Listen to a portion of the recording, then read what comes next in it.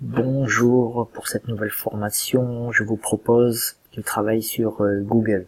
Donc Google à travers Gmail et surtout une présentation de l'utilisation du Drive.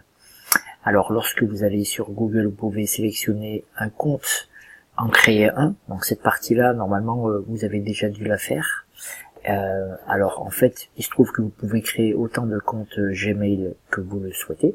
Donc moi par exemple j'ai celui-là pour la société Greenmind Company. J'ai mon adresse proex.prof pour mes élèves et je travaille avec le rectorat.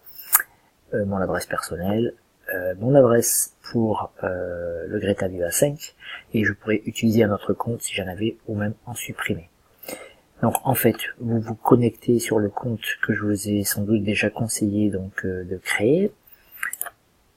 Voilà. Alors ici, on a la possibilité donc de se retrouver avec son profil et saisir le mot de passe qui est ici.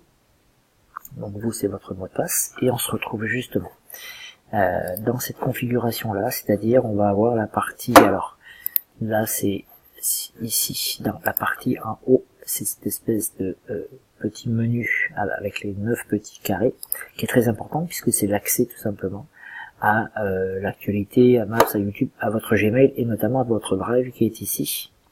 Donc si jamais je clique sur Gmail, évidemment je vais aller sur tout simplement ma messagerie Gmail, en fait là où j'ai tous mes messages tout simplement. Mais si jamais je reviens ici, puisqu'en fait il ouvre un onglet systématiquement, si je referme, je reviens sur cet onglet là, si jamais je fais de nouveau Gmail, regardez ici en fait, une nouvelle fenêtre s'ouvre en fait, donc il ouvre systématiquement une fenêtre, ça permet de travailler sans pour autant perdre ce que l'on fait sur le Drive. Alors comment fonctionne le Drive?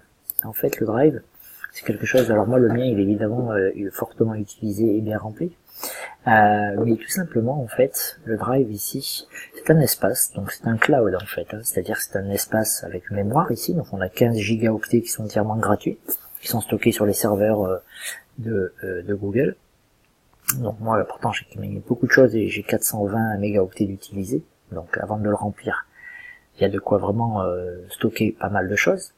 Donc en fait ce sont des fichiers et alors c'est très très simple en fait, on va fonctionner avec des dossiers et des sous-fichiers.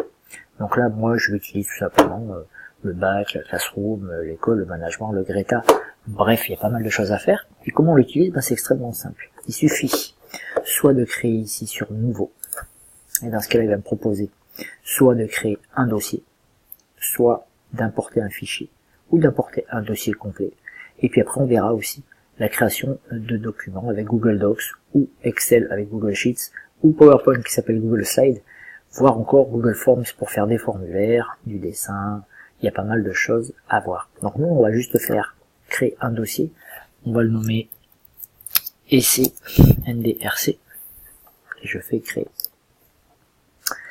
Voilà, forcément il s'est rajouté ici, et dans ce fichier là, quand je double-clique dessus, il m'indique que mon dossier est entièrement vierge. Donc si jamais je voulais créer un document, on va dire un Google Docs, ce que je vais faire un clic droit, où je peux dire créer ça, ou toujours faire plus ici, et rajouter un document. Bon, c'est exactement la même chose, il y a le choix. Et là on se retrouve sur un document du Google Docs. Donc je décide de l'appeler par exemple test du jour pour le Drive. Voilà.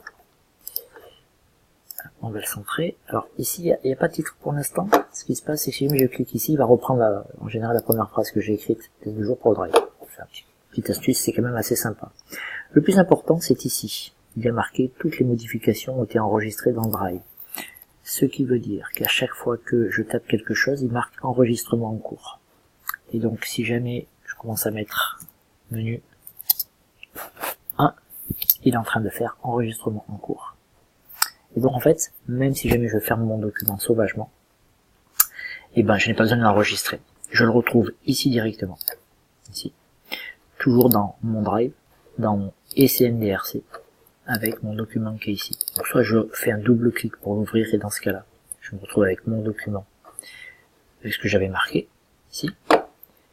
Maintenant, lorsque j'ai un document, si jamais je le sélectionne une seule fois, sans double-cliquer, avec un seul clic, et que je vais me positionner sur le petit œil qui est ici, il va me montrer en fait, en gros, ce qu'il y a à l'intérieur. Donc là, voilà, test du jour, menu 1, ça me permet d'éviter d'ouvrir les documents. Si jamais je veux l'ouvrir, je clique sur ouvrir le document. Dans ce cas, dans une nouvelle fenêtre, il va me donner accès à ce document. Voilà, et là, je vais pouvoir continuer à écrire menu 1. Sous menu 2. Voilà, et là, enregistrement en cours, évidemment, il a fini. Donc si je ferme là, je reviens ici et je me retrouve de nouveau avec essai, avec mon document. Si je prévisualise, il aura rajouté menu 1 avec le menu 2 dessus qui va apparaître. Alors des fois il y a quelques petites secondes pour la prévisualisation, mais il en a pris compte. Alors si je fais un double clic et que je l'ouvre, voilà, il est dessus. Voilà, donc en fait ça fonctionne comme ça. Si jamais je veux rajouter un fichier Excel, et ben je lance un Google Sheets sur lequel je vais retrouver quasiment toutes les fonctions. C'est juste une petite habitude à prendre, mais voilà, je vais pouvoir avoir une feuille de calcul aussi ici. Je pourrais écrire ici test 2.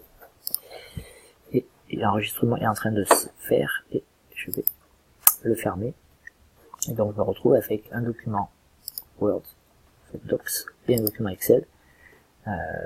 Voilà, qui s'appelle notre test 2 ici, et qui est notre Google Sheets, tout simplement. Alors, ça c'est la base, donc je vais pouvoir refaire des clics droits, je peux importer des fichiers, tout simplement, si jamais j'ai un fichier que j'avais déjà créé, par exemple les fichiers que j'avais déjà mis hier en .csv ici, et ben je pourrais tout simplement aller chercher, ou si jamais je veux aller chercher une photo, je clique dessus, et ici il va me marquer importation d'un élément. Donc là c'est une photo de la page d'accueil du site NDRC, et donc il va tout simplement la rajouter à côté. Donc c'était une photo qui était un peu volumineuse, donc on voit ici tout simplement, quand je mets pas ma souris dessus, le petit rond qui se remplit pour la partie téléchargement, et je me retrouvais avec les 3 fichiers. Donc ça c'est le principe, je peux créer autant d'arborescences que je veux, hein. Quand je reviens ici, je vais pouvoir avoir toutes les arborescences. Et donc, la deuxième fonction qui est très importante, en fait, c'est la notion de partage. Alors, qu'est-ce que la notion de partage, en fait? Je peux partager soit un dossier, soit des fichiers qui sont à l'intérieur. Si jamais je décide de partager, par exemple, ce document qui est là, et bien ici, j'ai 2 possibilités. Soit je le partage, tout simplement, en obtenant le lien de partage, c'est-à-dire cette grande adresse qui est marquée là, en fait, qui me permet de la donner, copier, coller et de la mettre sur un mail par exemple. Un email pour que la personne vienne directement sur le lien et il va se retrouver dans le document. Ou sinon je peux aussi rajouter une personne en saisissant, tout simplement. Ici les coordonnées. Alors, si je veux rajouter Nicolas Odile, tout simplement en le mettant voici un fichier test. Un fichier test. Je peux décider ici si jamais je veux qu'elle puisse faire des modifications, juste des commentaires, ou uniquement en mode lecture. Et si je fais envoyer, évidemment, elle va se retrouver avec un mail lui disant que il y a un fichier qui a été partagé. Alors je vais pas le faire tout de suite. Je vais pas le partager. Et donc tous les fichiers que vous partagez, en fait, les personnes vont pouvoir interagir dessus. S'ils se connectent en même temps que vous, eh bien, on aura un utilisateur qui va se rajouter en même temps. On verra, on fera des exercices de travail, où on aura déjà fait des exercices de travail collaboratif par rapport à ça.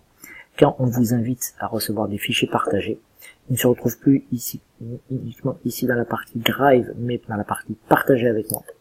Où là, ce sont tous les fichiers, en fait, qui ont été partagés avec moi, qui ne m'appartenaient pas au départ.